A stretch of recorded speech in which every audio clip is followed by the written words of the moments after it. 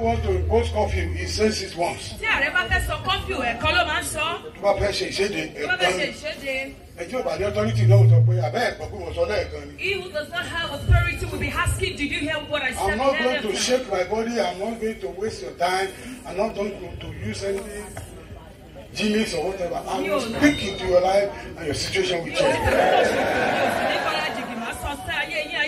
We're going to spend just 1 hour and we'll Wákàtí kan péré là ó lò, a ó sì parí ohun gbogbo. the Lord told me Ọlọ́run sọ fún mi, that I should tell his people, kí n sọ fún àwọn ènìyàn òun, my case is not over. ọ̀rọ̀ mi ò tí ì. Ẹ bá ń wẹ́ tó bá gbọ́ Yorùbá tó ajá. Mi ò tí ì bọ́ sórí. Abraham started to receive instruction from God at the age of 75. Ábúráhámù bẹ̀rẹ̀ sí ní gba ìtọ́ni látọ̀dọ̀ Ọlọ́run nígbà tó di He received the first 75. blessing at the age of 75. Ìbùkún tó kọ́kọ́ rí gbà ó gbà ní age 75. Ṣé mo sọ Yorùbá kó mọ̀ Yes, sí? sir, please. Àwọn èèyàn ní mo sọ Yorùbá mọ́ ni. It's not so fluent. Ìwúlọ̀ bẹ́ẹ̀ sọ báyìí ní ìṣẹ́. Speak Yoruba, sir. They speak Yoruba. And no man we go get back. Praise the Lord. Hallelujah. Number one, Ìkíní, how do you recognize someone that has been blessed? báwo lẹ ṣe ń déèyàn tí a ti bùkún fún mọ̀? Isaiah chapter 51 verse 2. Isaiah 51 orí ẹsẹ̀ kejì. 51 verse 2. 51 ẹsẹ̀ kejì. Let us read Message Bible. He said, yes, under Abraham, your father, and Sarah, who bore you, think of it. One solitary man, that is somebody that has been rejected, that has been abandoned, somebody who himself said he had no future. One solitary man. One solitary man. When I called him and I blessed him, oh my God. Bless him. Please. I'm not with you about my daddy. Yorùbá mo kọ́ọ̀lù mo pè é bless abùkún o lè praise the Lord. Hallelujah. Agbẹ́rẹ́ Ọlọ́run ti fún alága àjókòó tí ó ń interpret obìnrin yóò interpret dáadáa ṣùgbọ́n alága àdúró ni. He said when I called him Nígbà tí mo pè é, and I blessed him, tí mo sì bùkún fún, he multiplied. ó di púpọ̀. What am I talking about? Kí ni mò ń sọ? The evidence of the blessing of God is that you must have been someone that have been rejected and lonely. Àpẹẹrẹ tí máa ń fi ìbùkún Ọlọ́run hàn nínú èèyàn ni pé Then you receive ẹni tá a ti the kọ̀ calling of sílẹ̀. God.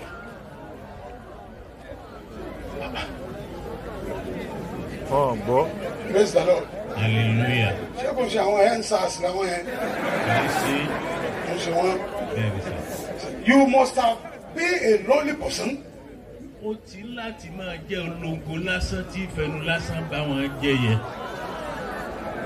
Then when God calls you, Nígbà tí Ọlọ́run bá pè ọ́, when God called Peter, nígbà tí Ọlọ́run pè Pétérù, he said, follow me ó sọ pé tẹ̀lé mi. and I will make you. Yín sì sọ ọ́ di ńlá.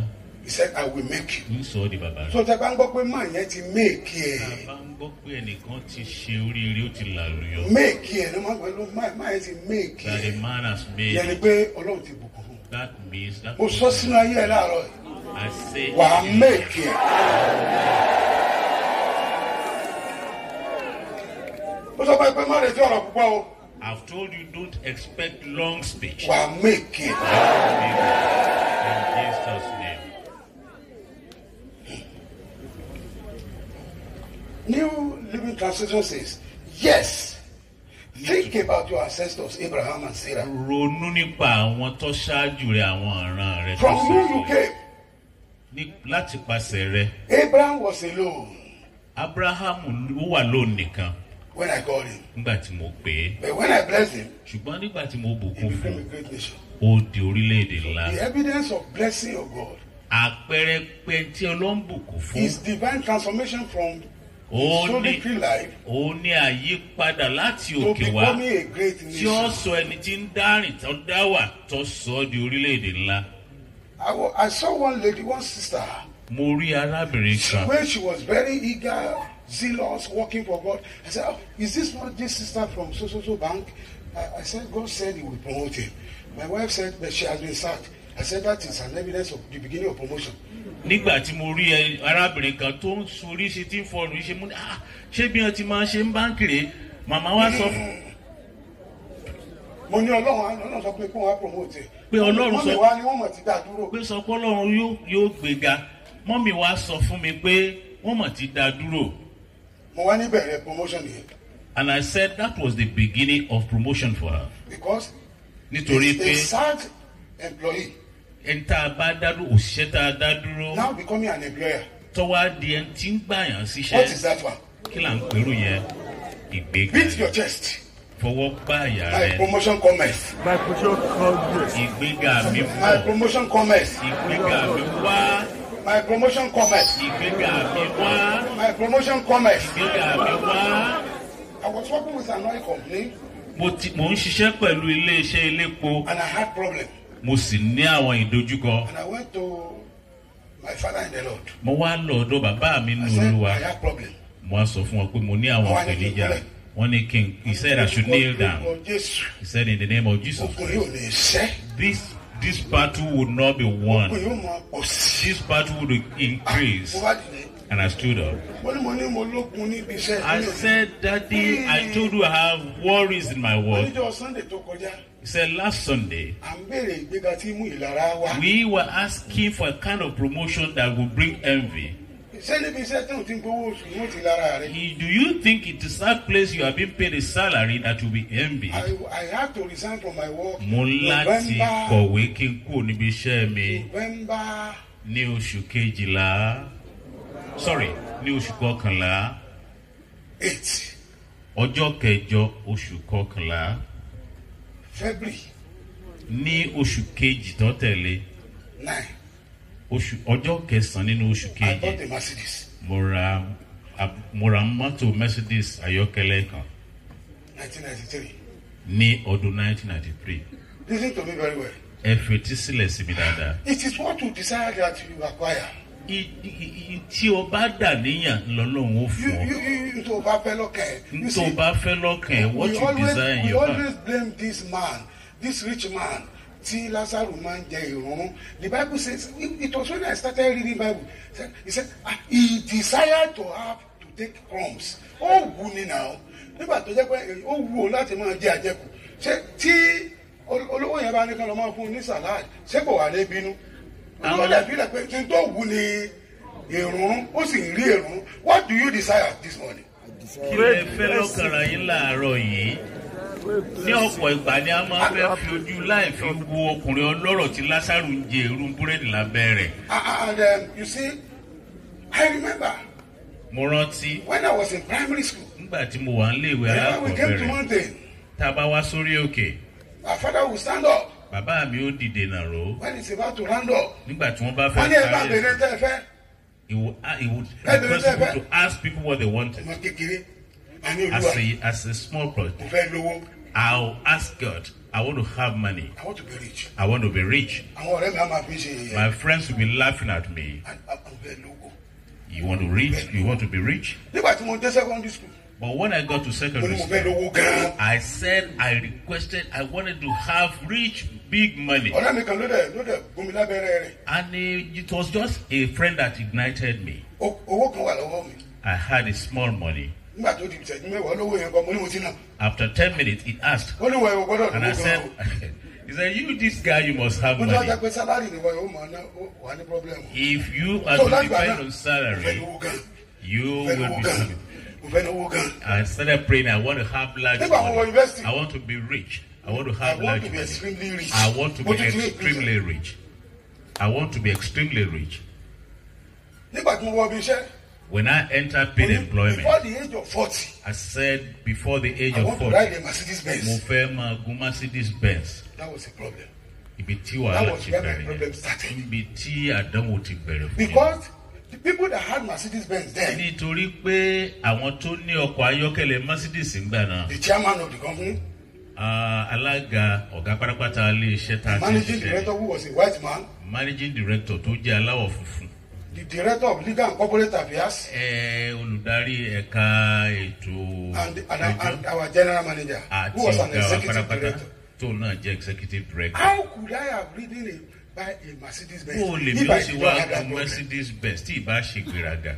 If I did not have that problem at my place of work. Tí mi bá ní ṣòro níbi iṣẹ́ mi, kí ni mo ṣe lè gun Mercedes Benz? Before I would ride a Mercedes Benz. Kí n tó lè gun Mercedes Benz. Maybe I would have reached the age of 60. Bóyá màá ti tó ẹni ọgọ́ta. But I had problem.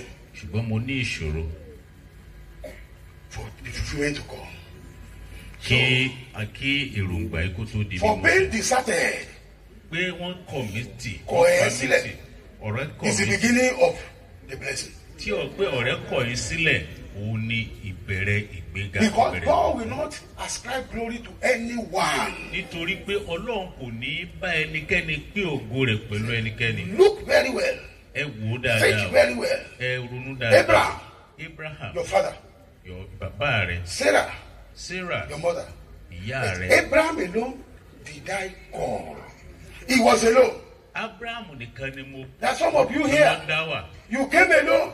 Bí ẹnìkọ̀ọ̀kan nínú yín bí tẹ́ ẹ dá wá. You are a lady about 35 years, yet you came alone. Omidan bí You don't have a husband. márùndínlógójì ni ìwọ nìkan ló dá wá. You are here to have a wife, you are alone. Òun wojú Ọlọ́run títí di àkókò yìí láti rí òyàwó dáadáa. When they call family meeting, you are the first one, they don't invite you. Nígbà tí wọ́n bá pe mítìnì mọ̀lẹ́bí, ìwọ làkọ́ n ò sì ní pè ọ́. I want you to be excited this morning as the authority is coming out. Mo fẹ́ ronú sókè. That this is the beginning Nítorí pé àṣẹ ń bọ̀ wá of jáde your sí ọba greatness. ìbẹ̀rẹ̀ ìgbéga rẹ̀ Because làwọn. Abraham was alone. Nítorí pé Abraham wà lónìí He gan. called him, Ọlọ́run pè é, he blessed him, Ọlọ́run bùkún, and he became a great nation. ó sì di orílẹ̀-èdè So ńlá. congratulations for people that are Kí alone. ọ kú oríire ìwọ tó dá wà. Because Nítorí pé you will be called. ó di You are already called. ó jẹ́ ìdílé ẹni And when you are called, you are blessed. What will you become? nígbà tí A wọ́n great nation. sọ́lọ́run bá bùkún kí ló dà orílẹ̀-èdè ńlá. So we want to begin to pray.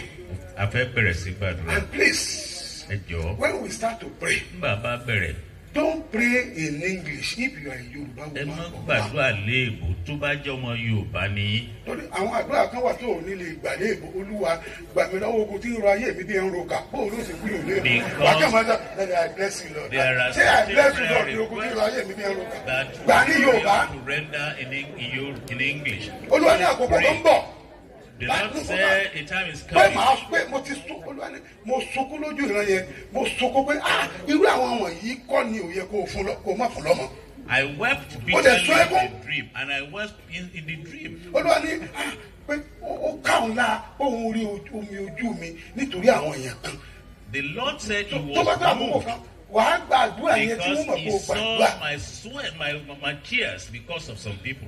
Kì í ṣe àdúrà tó mọ gbàtà ń rọ̀ pé bóyá òjò ni. No. It's not the kind of prayer you pray that will look to people as if you are dancing. Àdúrà tó máa provoke ìrẹsì Ọlọ́run láti súre. Nìkan tó bá yẹ pé Anna kàn gbàdúrà bíi àdúrà àsìn ni tí ó mọ gbàdúrà ogun tí ó tún mọ mísáwóró. Lord, I want to bless you. Witches and wizards àwọn yẹn ó tún máa jó wọ́n máa jó sí àdúrà rẹ̀. Tọ́jà pẹ̀lú àdúrà yẹn ni Anna gbà ni. Kò lè attract attention like. If Anna were to be praying the type of prayer that we pray these days, where you pray and you start sounding Number two. she could not have The Lord told me. Ọlọ́run sọ fún mi He said, pé there are some of us here àwọn kan bẹ láàrin wọn who are láàrin in the position of nonsense. tí ó jẹ́ pé No. But the Lord said, He will make you a commander of your area. yóò sọ yín di baálẹ̀.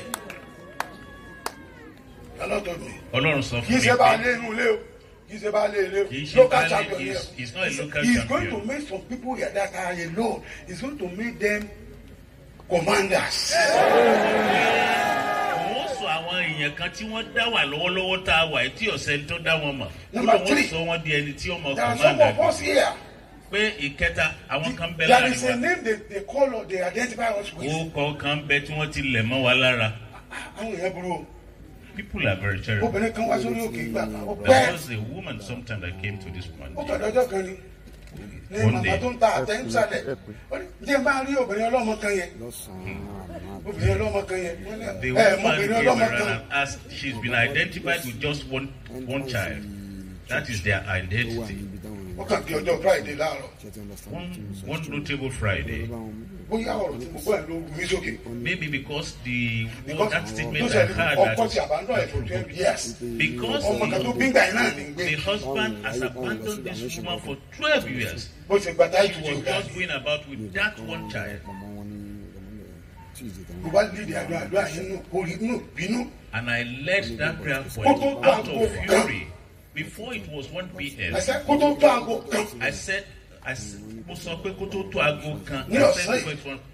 1 p.m. this afternoon, I want to receive a call that will transform my life. By 12:30, by 12:30, my phone rang. That lady called me.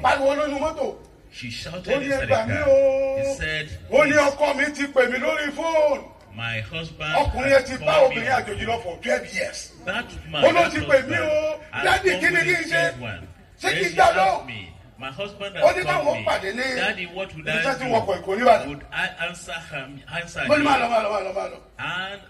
said she should go and meet the husband at an appointed time. Before they got to Lagos, there was a heavy rain. Can we talk about heavy rain again? They entered, and that is the end of discussion. I think that child will have a name relevant to that circumstance. There was surprise. There was shaking. There was shaking. There is somebody here. Something is going to shake your problem to the foundation. In the name of Jesus. Number 5.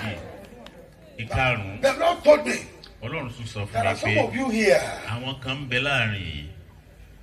The party to which you belong is a very weak party. The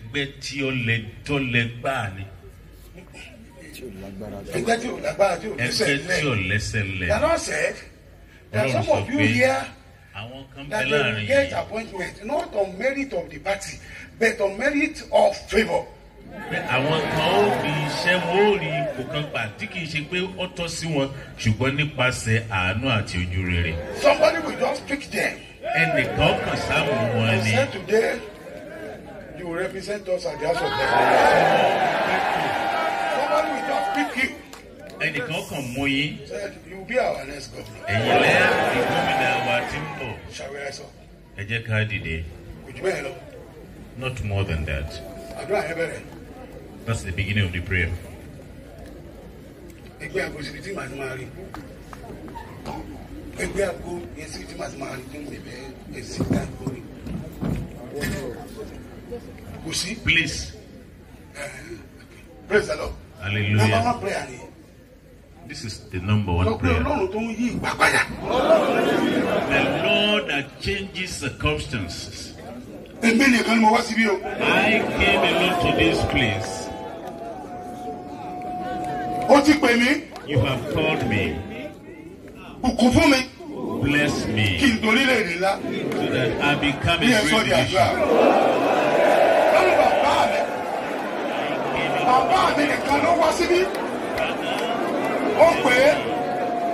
Ó súre fún. Ó sì dì ní ńlá. Èmi náà nìkan ni mo wá síbí. Ó ti pè mí. Súre fún mi.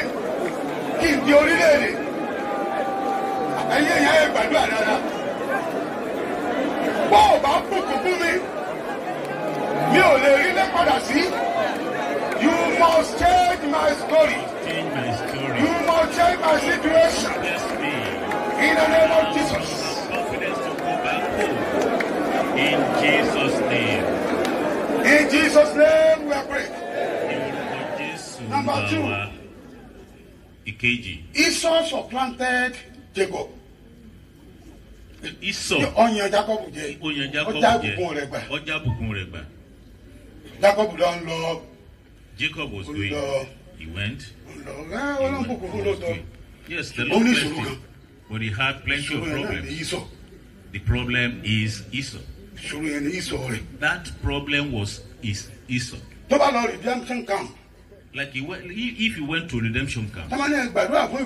And if they say Hallelujah, blessing, he will say, Lord, Lord, deliver me from my brother Esau.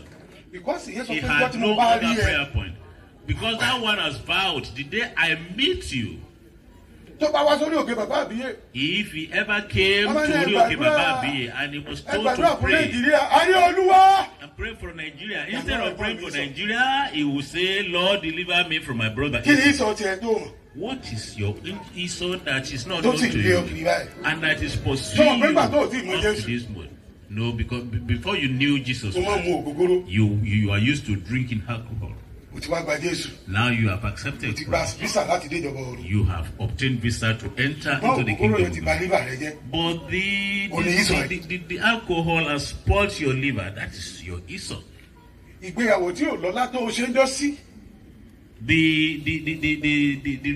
marriage, the inglorious marriage that you entered to some years back, it has become your Esau. In a Bible school that I went to, which I will not mention, there was a man there who knew book very well. And that school was attended by big men, big people of God. And people will be calling them to program on television. Reverend Dr. So Baba yẹn ò ní lọ bẹ̀.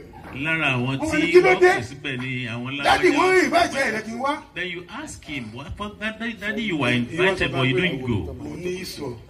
Then he would say, I had an Esau. Because before I knew Christ, I had 4 wives. Or maybe 4.5 wives, because there were some widows that were also. Now he has accepted Christ. Then the kind of ministry the Lord gave him was God gave him the ministry of winning pastors. Question mark. He said there will still that question mark will still remain. 4 wives. What was he going to say? So let me stay alone. Because that Esau had given him a limitation. David worked for God. And he wanted to build a house for God. The Lord sent message to him. You cannot build a house for God. You could do any other thing, but not to build a house for God. Because you had an Esau. Because your hand was full of blood. But the Lord that changes policy, He can change your type of man to what will be a prayer point for some people. I know one man. He sent for me. He said he could see that I resembled Baba Abiye. One man, when we were about to do the funeral of Baba, he used the type of dark glasses that blind people use, because he saw the glory that came from Baba. He was a solitary man. He alone was on this mountain. Imagine if you want to know how this place was, how the man situation of that man was. After the program, maybe about 8 p.m. Fi aṣọ kó fi bo orí ẹ̀ ìwọ nìkan lórí àpáta kó wá máa dárìn kiri. Ẹ jẹ́ ká fi ojú. Káwá wo ìgbà tó ṣubú àwọn nìkan pèsè àwọn nìkan wọ́n fi wọ́n síbí wọ́n wá ránṣẹ́ wọ́n sọ pé wọ́n á sọ fún àwọn ará oko àgbà pé ẹ jọ̀wọ́ àwọn ará ìlú bí sọ́ọ̀rì tán ti di ìlú ní ìsìn torí kábíyèsí aláṣán wà bí wọ́n ní tó bá ti kú ẹ tètè wá sọ fún wa kó tó máa rùn kò condition tán wà nìyẹn. You could imagine the kind of pitiable situation Baba was in those days, when he would be abandoned alone in this place. And he was alone. He was alone in this place. You being alone is not a death sentence. It's not a death sentence. It is an evidence that God is ready to bless you. Yes, sir. And one day, his younger brother was coming to see him. He abandoned him. Was coming to see him. Àbúrò wọn kan tí wọ́n máa tì wọ́n wá tó wọ́n sì wá sí. He will now go to the villagers here nearby. if we move forward, if we see this type of flies that surround us, that symbolizes that he has died. And suddenly when they heard in the name of Jesus Christ, they will say he is here to die. One day, that brother of his came around. He was looking ahead and he saw a white python.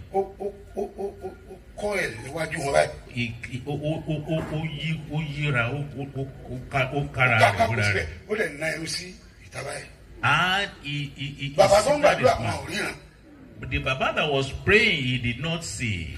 Then the man that was coming to Baba saw the python and he raised an alarm. Then Baba was told.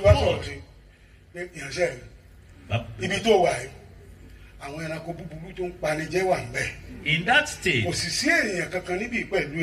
Lord told Baba that it was stayed. This God shall shout.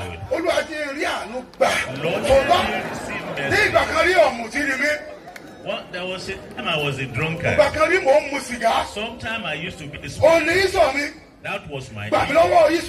Lord, deliver me from my insult. Father, deliver me from my insult. Lord, deliver me from my insult. This glorious life is my insult. The life of sin was my insult. Deliver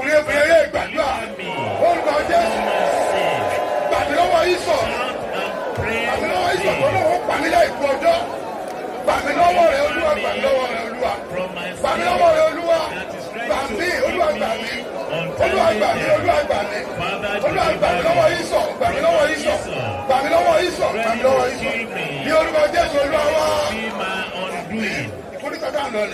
This junction is very great. Hallelujah. This is the junction we are going. One day, Esau came and Esau met him. Esau overtook him. Esau labor. Okay. Ẹ̀gbọ́n rẹ̀ Esau ń bọ̀ ẹ̀mọ tí David ṣe Jacob ṣe ó wá kó gbogbo nǹkan ńláńlá ó kó síwájú tí màá fi ẹ̀ńtà ìsìbọ̀dá mi ó ti gbà pé ipò tó fi síjọ́ sínú ẹ̀ ló máa bá ti ẹ̀ńtà màá ẹ̀ńtà tó bá rí mọ́tò bọ̀dá yìí ò ní bínú mọ́ tó bá rí kinní kan bọ̀dá yìí ò ní bínú mọ́ nígbà tó wá dé wọ́n wá bè lọ Esau bọ̀dá àwọn wo làwọn wọ̀nyí ó ní àwọn ìránṣẹ́ mi. How many bodyguards? 400. 400. Tí ìjọ mi bá ní 400, yóò di area parish. 400 ló ń sọ.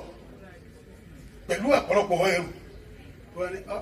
Àkọ́dá yóò ṣe é fi kankan tùlójúmọ́ o, àbí kí n yá àdọ̀bálẹ̀ o. Ẹ wá gbọ́ tí ìsọ̀sọ̀ ní ó rò pé ipò tó fi mí sí ló máa bá mi.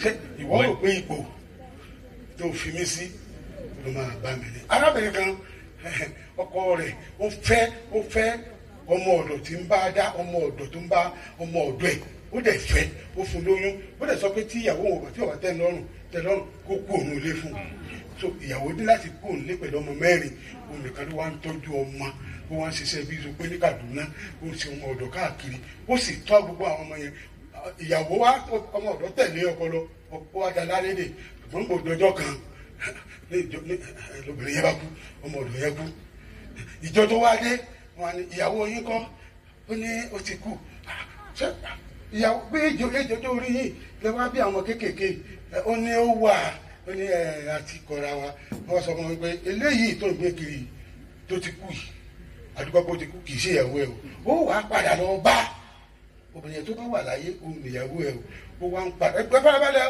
ó wà ń padà ń wá káàkiri ó wá rí nígbà tó wá rí obìnrin yẹn gbogbo ọmọ ẹ ti lọ yunifásitì wọn ti jáde obìnrin yẹn ti ní churches bíi 4 obìnrin yẹn ti ní ilé ìdára ẹ wá rí ó ní ẹjọ́ ó ní tẹ́ lóbìnrin wọ́n ní mo fẹ́ rí mọ́mì because ó mọ̀ pé mọ́mì jí ò ní ìwọ́kọ̀ ó ní mo fẹ́ rí mọ́mì ẹ mọ̀ pé tíyàwó ẹni bá ju ni lọ ìyá là á pè é mo fẹ́ rí mọ́mì ó wá rí mọ́mì wá ní obìnrin yẹn wá ní ó ti léètì mi ò lè báyìí ṣe nǹkan pọ̀ mọ́ àfi tí mo bá rí bàbá mi àti màmá mi ní Olúwa referring to me ó wá mú wa olóhùn tẹ̀lé wa níjọ́ tí ń bọ̀ máa yẹn ló ṣe driver fún obìnrin yẹn lo Highlander jeep òun ló ṣe driver fún ó wá gbé ọ wá sílé wa níwòye ẹgbọ́n ọ̀rọ̀ tí mo fẹ́ sọ yìí.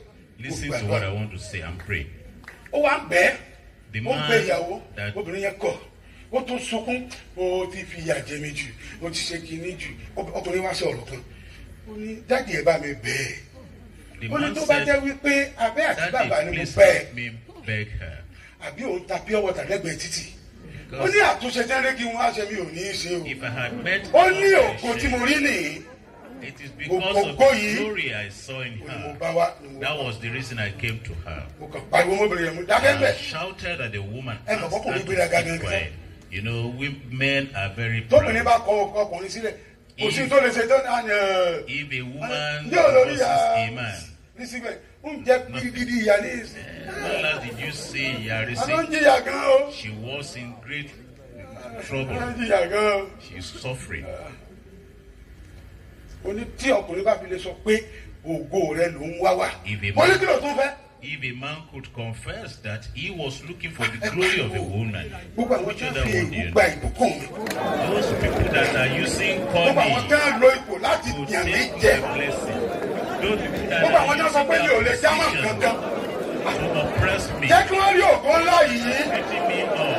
kí wọ́n sì máa tẹrí balẹ̀ lábẹ́ rẹ̀ ẹ pariwo ẹjọ́ di àdúrà àwọn tí wọ́n sọ pé mi ò lè jámọ́ kankan àwọn tó kọ́ kúbi tí wọ́n gbé gbà jẹ́ kí wọ́n rí ògo ńlá yìí kí wọ́n sì padà wá tẹrí balẹ̀ lábẹ́ ògo náà jẹ́ kí wọ́n rí ògo ńlá yìí jẹ́ kí wọ́n rí jẹ́ kí wọ́n rí jẹ́ kí wọ́n rí jẹ́ kí wọ́n rí ní orúkọ Jésù Olúwa wa Amen. Olúwa sọ pé The Lord òun says pààrọ̀ orúkọ àwọn èèyàn he kan could change the names of some people. nígbà tí Olúwa ń bá mi sọ lójú oorun mi In fact, when the Lord was speaking with me in my sleep, ohun Tọ́pẹ́ Àlàbí lẹ́ni yẹn ní gan ó lè kọ́ mi lórí yẹn. the person that was singing was using the voice of Tope Alabi. ọ̀rẹ́ ń jẹ́ ṣé o rántí orí kan yẹn sá? Ó ní Àtàbàtúbú. ó ní látò nílọ àti pa ó lórúkọ dà ó ní báwọn jẹ́ orúkọ àtijọ́ mọ́ o. Lórúkọ dá.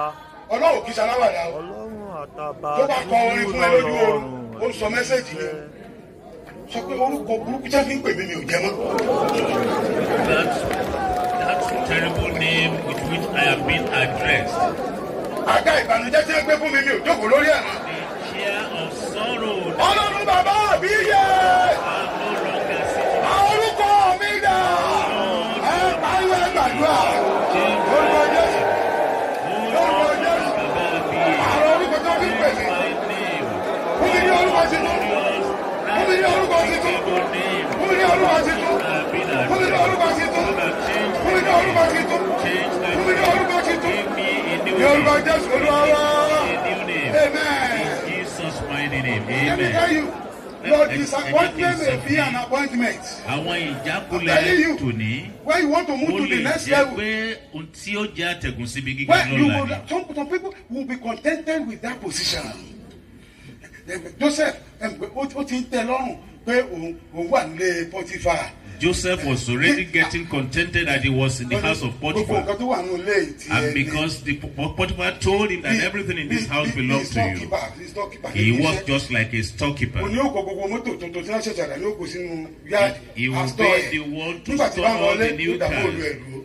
Then when he was going home, he would flag Ọlọ́run down a arrange mole. affliction. Then God arranged an affliction. Ó mú àdánwò kan wá. Praise the Lord. Hallelujah. Praise the Lord. Hallelujah. Level ẹ̀fẹ̀ change. Your level is about to change. Level ẹ̀fẹ̀ change. Your level is about to change. Ní àgbà kan, Some time mo ago, máa ń gba 200,000 every month. I used to take 200 loan overdraft. 200 naira loan from the bank. Gateway Bank. from Gateway to the Bank. Intercontinental Bank later. Now Intercontinental. Tí mo bá ti Later dé bank. Intercontinental. Each time I go to the bank, Daddy ẹ ti dé, paper yín ti ready. I was already identified. They said your paper was ready. Inú mi náà máa dùn, mo gbà pé breakthrough ni. And I will be happy because I thought Nígbò it yá was wọn a ò kind of grade mi. breakthrough. Gẹ́gẹ́ bí onígbèsè sí Later- 500,000. Inú mi dùn. Mo tún dúpẹ́ pé Olúwa wọ́n ti sọ Later, pé- I was upgraded from that small loan to a bigger one. Àwa fẹ́ ṣe project kan bí. Some time ago, we wanted to do a project, Mo bá lọ bank. and I went to the bank. Every first day of the month. Paper Ní yóò ti ready. ọjọ́ Kí n kìíní oṣù Mo ṣe dé bank. and I went to the bank that day. Nígbà ni daddy. They said, Daddy, Wọ́n ti stop kìíní yẹn. they have stopped that facility. Ṣé mo pé wọ́n wá embellish ẹ̀. They Wọ́n now pè nílò wọ́n pè ní IGR. wọ́n wá pọ́n, they gave it a good Ẹ̀pẹ̀ tí ẹ̀ name. bá fẹ́ pọ́n olè yóò sọ pé ó ń fẹ́ wọ́. When you want to cover it, Gbèsè wọ́n ní IGR. IGR is still the same thing. Internally generated revenue is another form of debt. Praise the Lord. Nígbà yẹn ni o. That time. Internally generated revenue, another source of blessing ni. IGR now is another The bank source yẹn of ló pè blessing. bẹ́ẹ̀ o. Bank It was the bank that Wọ́n ní called wọ́n ti it. stop ẹ̀. They said that facility has Yeah. been stopped. Then I reached a higher level. Wọ́n jáde pẹ̀lú bàlùjẹ́. And I came out Olúwa with kan sorrow. sọ̀rọ̀ ni. And the Lord just Ó spoke. ní I stopped it. Èmi fúnra mi mo dá dúró. I deliberately stopped it. Fúnra mi mo Only choose one. fínúfíndò dá dúró. Overdraft Ọlọ́run ní kí n yàn nínú kí wọ́n máa fún mi ní gbèsè àsánlẹ̀ and overflow. àti owó Which one? tí Only I stopped the overdraft fún wọn sílẹ̀. because I want to give you overflow. So and I just outside the bank said, Lord, I thank you. Ọlọ́run sọ pé mo dá àjẹ́lẹ̀ gbèsè dúró fún ọ kí n lè bá a fún ọ ní àkọsílẹ̀ owó tí ọmọ ọkùn tí ọmọ san. Your landlord will chase you out of that house. Ó sì lò 25 years nínú ilé yẹn. Òwọ́n tún dúpẹ́ pé Ọlọ́run àjọṣepọ̀ èmi àti landlord dámọ́rán ogun ọ̀tá mọ́jọ dídé láàrin. Àwọn ò lè ọjáde nínú ilé yẹn kó lè di You landlord. have stayed 25 years in a house as a tenant, and you are glorifying yourself because of the kind of intimacy, the kind of peaceful Praise the relationship Lord. between your landlord. They will fish you out of that house. And you know, when God wants to take you to another level, He will give you an instruction. Ẹ sì mọ̀ pé nígbà tí Ọlọ́run bá fẹ́ gbé yín lọ sí ìpele míì yóò fún yín Not ní necessarily ìtọ́ni prayer kan. and fasting. He said, do this. Ọlọ́run See ní this man sọ of God. Ọlọ́run kan sọ fún ẹ pé lọ ṣe lè Ask lọ him rí to- ẹni báyìí ask him lọ to rí pray ẹni for Ọlọ́run you báyìí. in this way. Sọ fún pé kó gbàdúrà fún ẹ báyìí. Nígbà tá a bá wá déwájú ìrànṣẹ́ Ọlọ́run, á wà tó máa tẹ́sí bóyá wòlíì ni ẹ gbàdúrà fún mi sà. Ìgbà míì á tó sọ̀rọ̀ òmùgọ̀. I want you to pray with me, sir. To pray with me. Kọ́ kí n lọ rúdọ̀ bá Adébóyè kìíní. Pray with me. Inú pé ẹgbẹ́ ni wá. Iron sharpness, iron foolishness, nonsense. So when the Lord directs you to a specific man He of said, God with a specific What did I instruction, say? you just go there and In say Malachi point chapter blank. 3:10. Said, Malachi 3:10. fi èyí dẹ́ mi wò. Test me Ó ní with ṣe kí mo this. ní mo fẹ́ ṣe di millionaire. See, I Ó told ní you kí n lọ wá owó. I wanted to change you to a Kí millionaire. n san tithe 1 million. He instructed me to look for money and pay a tithe of 30 million. Oh my God, 1 million. Sorry, sir. 1 million. Ntọ́nà bẹ́ẹ̀ kí n ṣe tó fẹ́ ṣe fún mi lẹ́yìn sọ yẹn. Okay, sir. Thank you, prophet. Thank you, sir. What is the tithe of 1 million? 100,000. Kí Mo ni bá lọ ṣe draft. ìdámẹ́wàá 1 million? Mo ṣe draft. And I made a draft. Mo bá lọ fún ìrànṣẹ́ Ọlọ́run. And I gave This is my tithe. This is my tithe. Ìdámẹ́wàá mi rèé. Mo ṣe délé. As soon as I got home the second day, One officer in the army, colonel. ọ̀gá Bàbá wa ológun síwájú kan mi. nínú iṣẹ́ ológun ó wá síwájú Pastor, ṣé mi, mo came lè to rí? me. Mo ní mo lè rí ni. He said, Ó ní mo lọ Pastor, can sọ́dọ̀ I ọ̀gá see mi. you? He said, I went to my boss Mo kàn bẹ̀rẹ̀ máa pé money sir. and I saluted him I dey lawyer sir. Money in sir. a military manner. So ti jẹun. And my Oga asked if I Only had you taken think my yes, sir. breakfast, and I Over said 10 no. million. And he gave me 10 million naira. Ìgbọ́nà kí n tiẹ̀ lé wájú ẹnìkan wájú yín kí n ti bẹ̀rẹ̀ kí kẹ́kì kẹ́kọ̀ọ́ fún money sir. And imagine I Yes, just come before you any know, one of money, you, sir. and I give That you is 100 million. salary, and you give me Wọ́n dà 100 wọ́n million. mú ṣe money sir lálẹ́ òkú kan pè money. Nah, Praise the Lord. even if it Ó was lọ that wá time, ní- I would still good Ó money. fẹ́ lọ san tithe.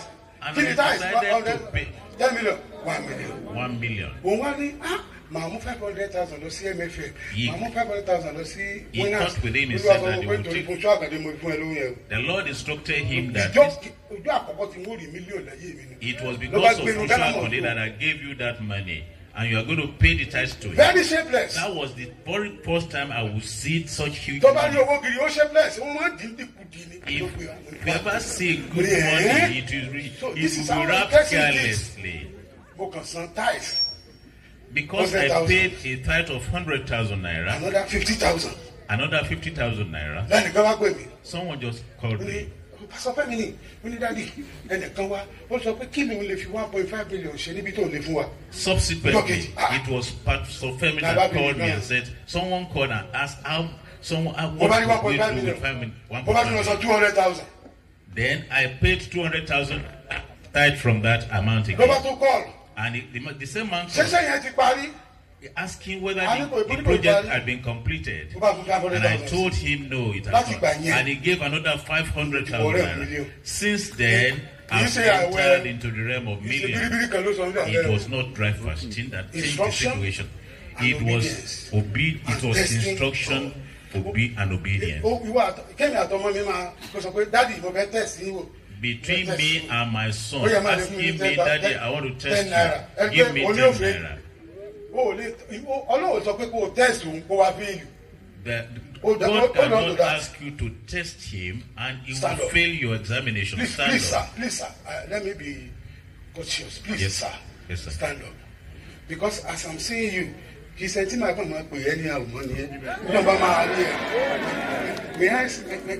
see the excellency?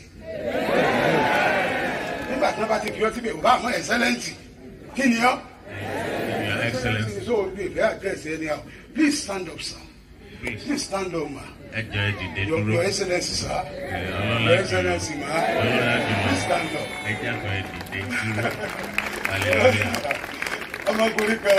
One man, I heard a story about him. I heard a story abroad. He's just an ordinary recruit. A ropeless soldier. Had no strength. Ropeless. Had no rope. He was at a parade. And a field marshal just came around. He was marching. The sword fell from the field marshal. And you know when you are in parade, you dare not shake your body. The sword that came from the field marshal shouldn't. And the man just bent down. The ropeless man just gave the sword to the field marshal. Thank you, General. He said, thank you, General. When he got home, second. The field marshal called you general yesterday. I saw you general. As he was going in the barrack, he called him and give him his salute. Another person, another junior officer will see and he will give him salute. Then the court martial him. If they take him to court martial, they will dismiss him. It was the field marshal that stood for him. That this is your accusation, you impersonated. You assume a position that was not right. He now asked the field marshal, who has the highest rank? He said, if you call a person a recruit, if you call a person colonel, if you call a person general, he said last week when you came to the barrack that the sword fell from your hand and I gave it back to you. You said thank you, general. And if a field marshal called me a general, I became a general. So, Your Excellency, sir. Your Excellency, sir. Your Excellency, ma. In no distant time. In no distant time. When you enter a congregation, they will be asking, who is this? Who is this? Who is this? You will not travel alone again. In the name of Jesus Christ. I'm about to round up because I promised I will not stay too long, just to release authority. No. Don't take nonsense. Some people use money to take blessing from you. I want you to use your mouth to say àbúrò mi tó jìnà sí mi kọ́ sí mi one gan. younger Nígbà mo person wà of ní mine, ìgbọ́njú. when I was in affliction, Mo wá ní wò ó. I said, Gbogbo tó bá ní ṣe pẹ̀lú ètò family. whatever had to Mo do gba bíi with 12 family years. affairs. Mo ní wọ́n ní kó máa ṣe. I was about 20 years Ṣé mi ló older wà than ní this pé kí n guy. gbàdúrà? I Ó bá asked sọ̀rọ̀ that guy kan. to be taking care of Ó such ní matters. ẹkúta ogún òbí mi fún mi. Then the guy said, Ó sọ. well, if that was the case, Penalty. why not sell your He said, birthright "Please, to please." me? He said it in Ẹkúta ogún reality. òbí fún mi. It's not a Ó kí congestion. ìtọ̀fẹ́nu sọ fúnra mi pé gbà. He was just Ó ní gbà waiting yẹn for gan. me to Yeah. declare with his mouth. Kò With my sẹ́ni tí ń mouth. béèrè mi.